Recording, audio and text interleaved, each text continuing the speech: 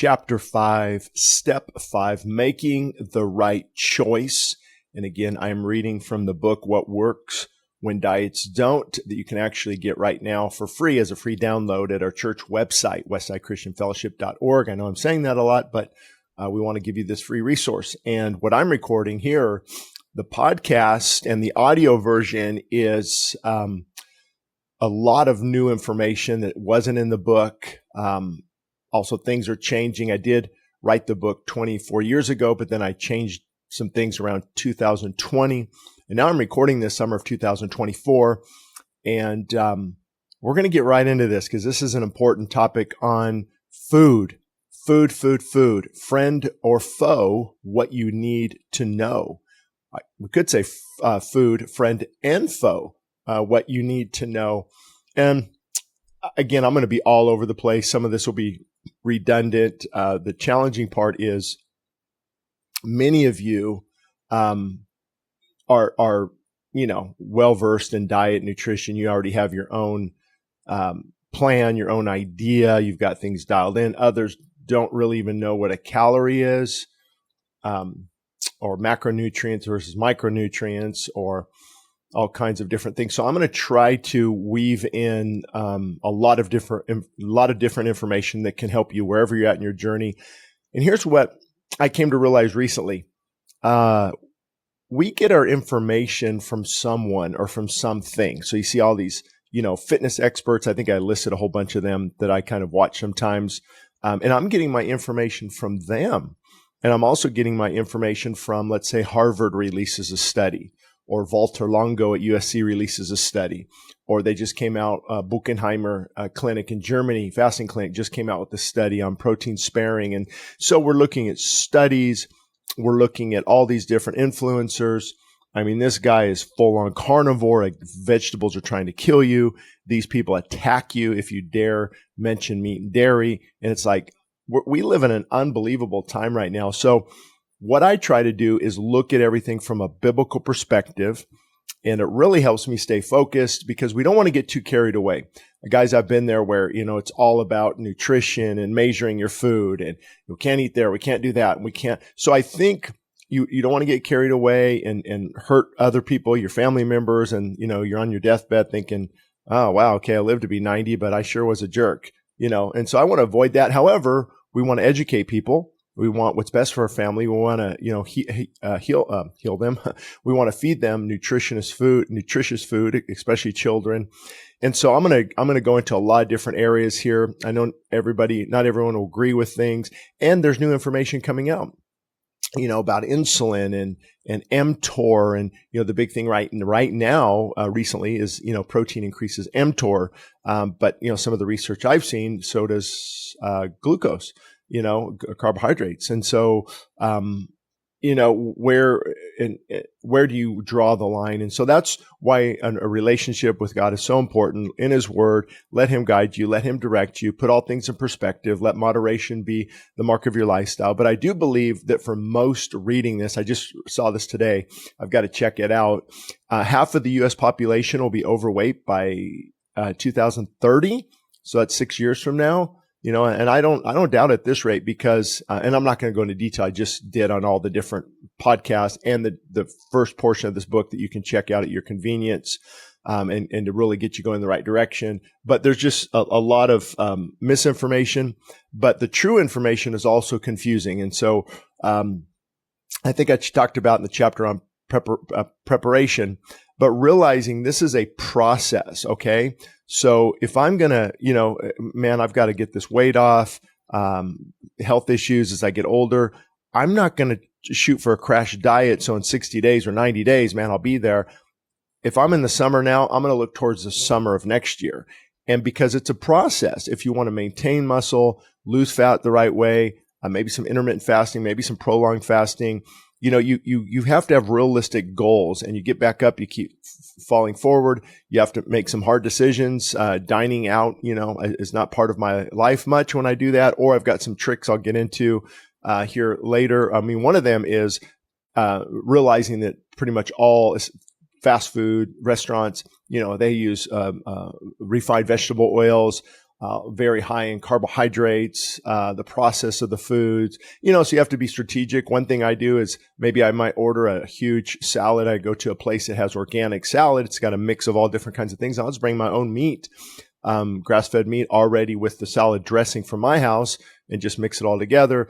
Okay, it's a little weird, but I'm trying to accomplish some things here. And that's what you have to weigh. Do you want to be, just, he doesn't eat this or he does. No matter what you do, you're going to be, people are going to say things. If you're like when I was overweight, I was shame and guilt, and I knew I wasn't taking control of my body. And then when I tried to eat better, Shane don't have a Snickers bar around Shane. And there's always mocking, always joking. I mean, you're either part of the problem or part of the solution. So you have to, say, okay, well, I'm going to be a little bit different, than most people. But, let me get into the section on food because it's so important. And again, I'm going to reemphasize some things here that will help you. There are more books, articles, and journals currently written about food than any other time in our history. Yet our problem with weight and poor nutrition continues to rise. In the past, most health and diet consultants agreed on one point: caloric intake determines weight gain or weight loss. Okay. This is an interesting topic because, again, no matter what podcast you can pretty much watch, you can find any type of fitness podcast that's going to support your view. I've realized that because they contradict each other, and that's why we have to just stay by the biblical model that God gave us, and that's what I'm attempting to do.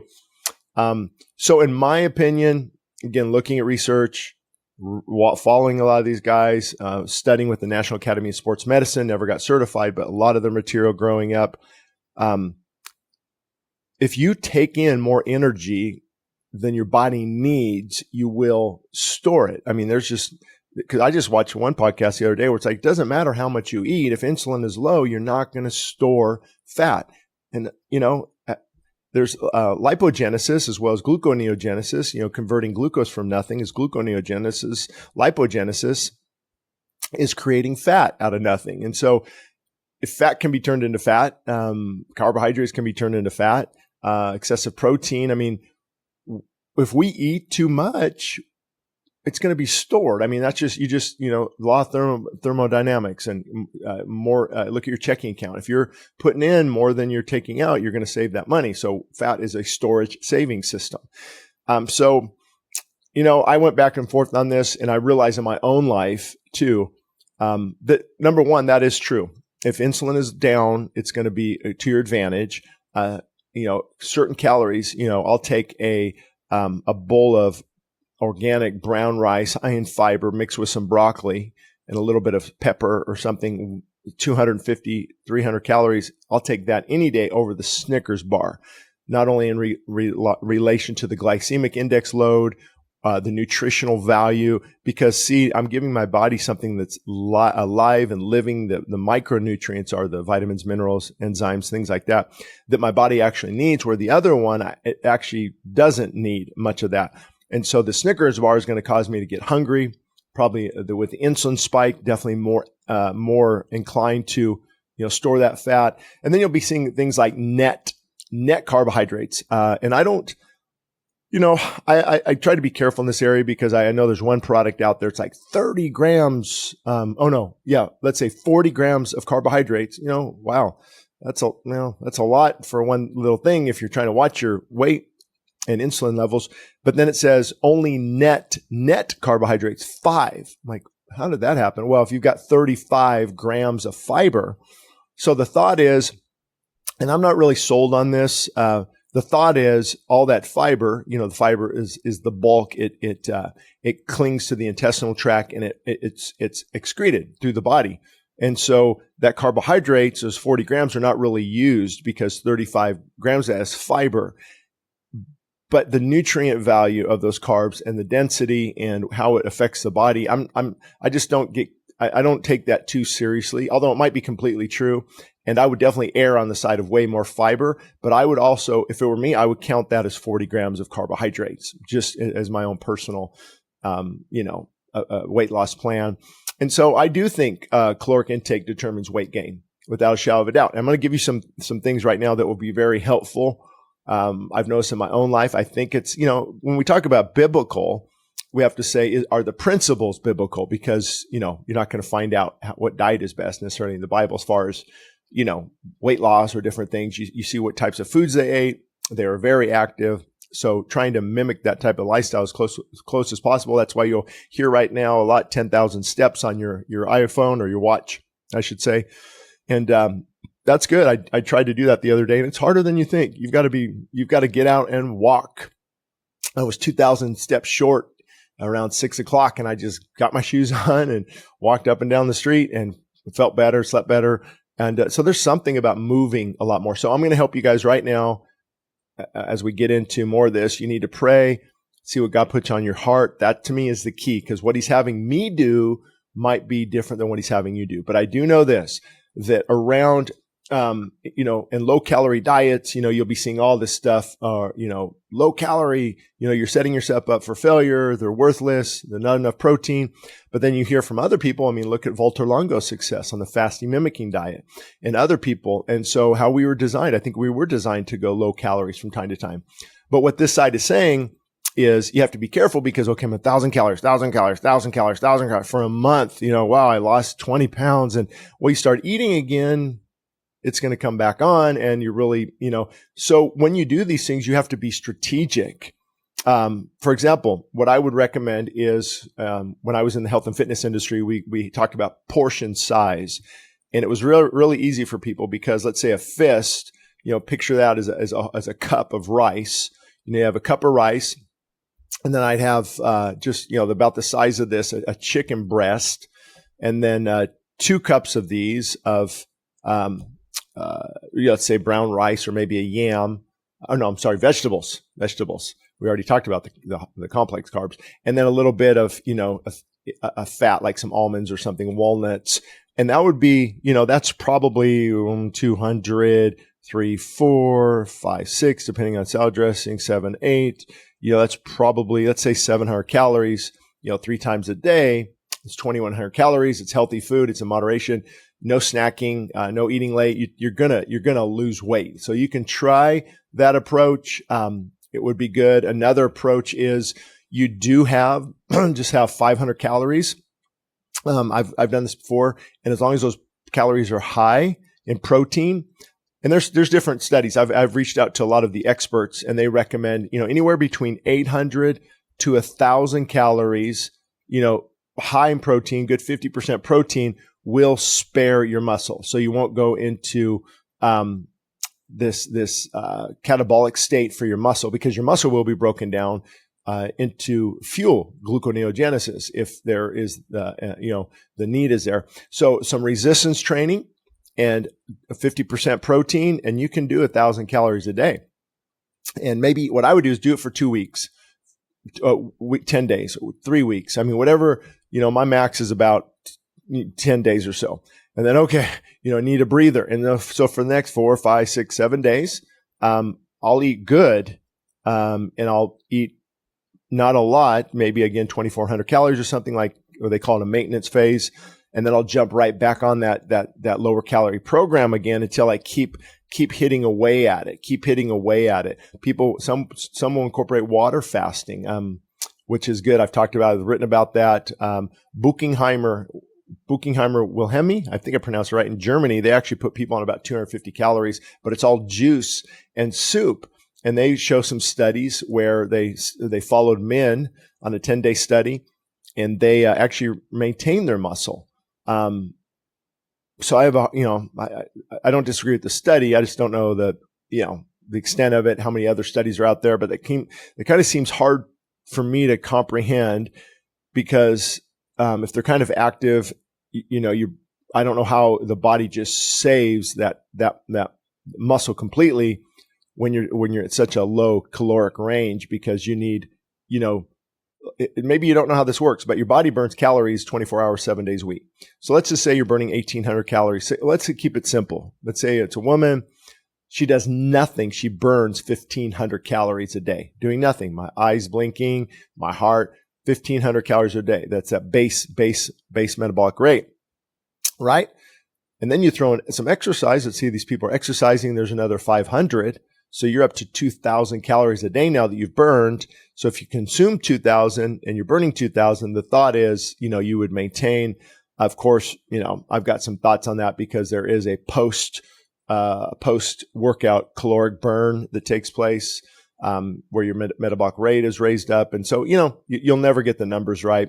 And then there's something very interesting called NEAT. You might hear some of these guys talk about it. NEAT, non-exercise activity thermogenesis. It means things I'm not, okay, I'm going to do exercise. This is just basically how you're wired. Think of NEAT as how you're wired. And so, I think of people with a high NEAT, and that just means they're kind of fidgety. They can't sit down. They're moving more. So their body is burning a lot more calories. I had a friend of mine, we would eat the same and he would remain lean and I wouldn't, but he was kind of fidgety and always, moving and doing and that burns calories. Let's just think about this. Let's just say they're, a little more active. They like, they're kind of even like right now let's say I'm shaking my feet. Shaking my feet, kind of moving more. Even 50 calories more an hour means you're burning 1,200 more calories throughout the day. Well, I guess that wouldn't be because we're all sleeping. So let's say, even 50 calories in your waking hours, you're burning 800 calories. The person who's more jittery,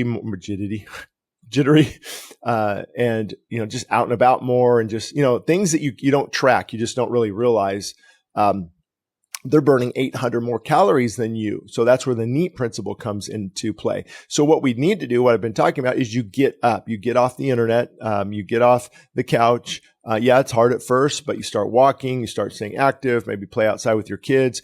And these little, if you add up 150, 200 calories extra you're burning that you normally wouldn't over the course of a month, that's a lot. You do the math times 200 times 30. And that's a lot of extra calories that you're burning. So see, there's a science to this, but there's also a lot of common sense. So back to what I said, 10 minutes ago, caloric intake does matter big time. And we're going to get into that. However, you don't want to micromanage your calories necessarily. That's why I gave you the portion sizes. What to do, maybe 3 of those meals a day, no snacking, no eating, 3 hours before you go to bed. I can tell a big difference if I eat before I go to bed. The sleep isn't as good and things like that. And then you start getting active, you start exercising, and remember, it takes time. Some people, I remember talking to people and they're like, I can finally see some definition in my arms after a month.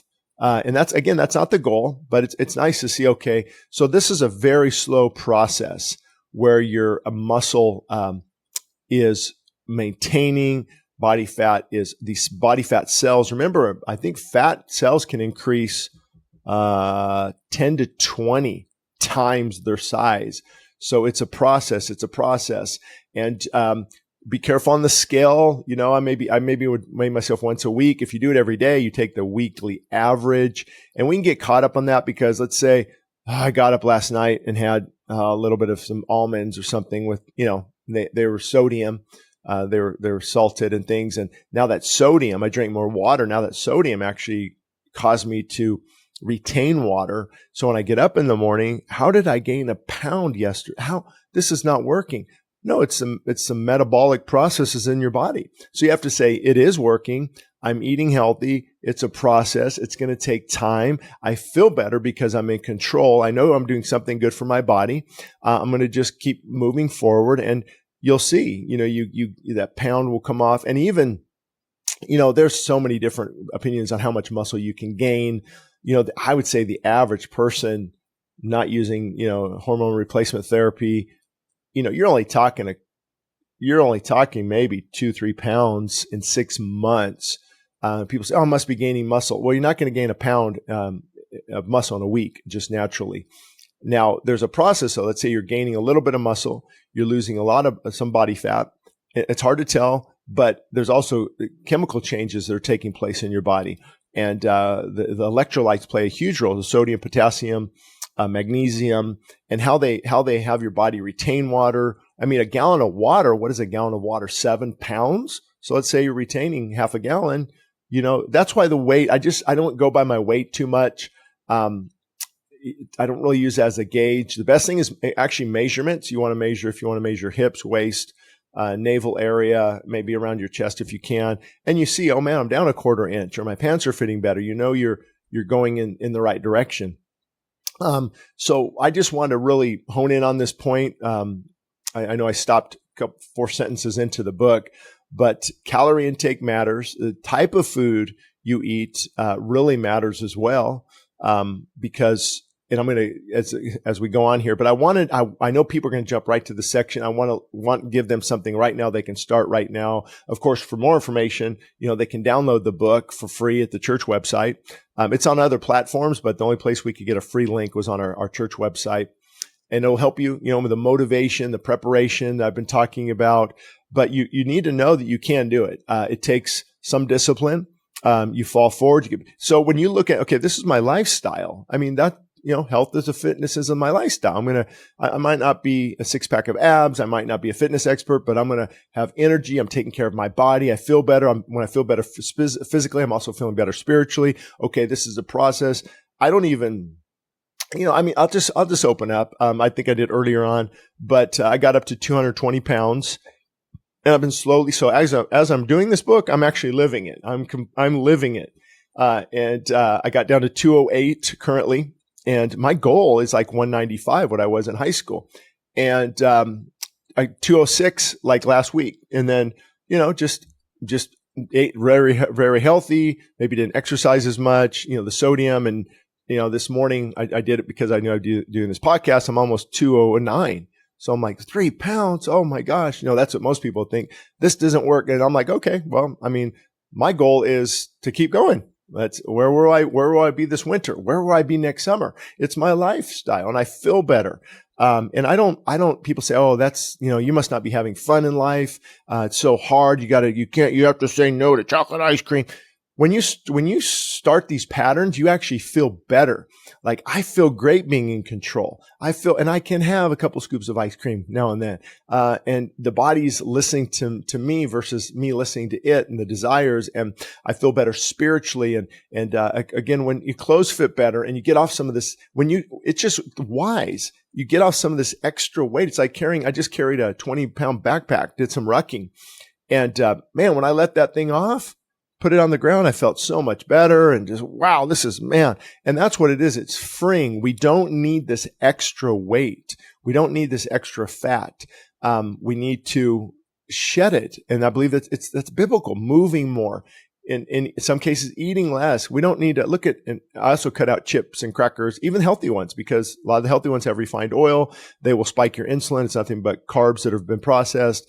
In the body, I believe the body, you have a half a yam, your body's going to respond to that much different than, same amount of calories, chips, organic chips, it's completely different. So that really helped me as well. And I'll continue to report on my journey as I'm recording this book.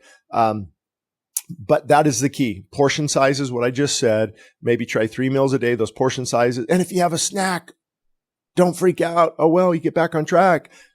Doesn't matter. And you add walking to your life, walk the dogs, push the kids in a cart, sign up for some sport, join a local gym if you feel led to do that. We want to make sure it's not an obsession, but it's a passion. Big difference. Not an obsession, but a passion. And as I unpack this chapter, we're going to talk a lot more about that. And I'm hoping it can help get you on the right footing as we move forward.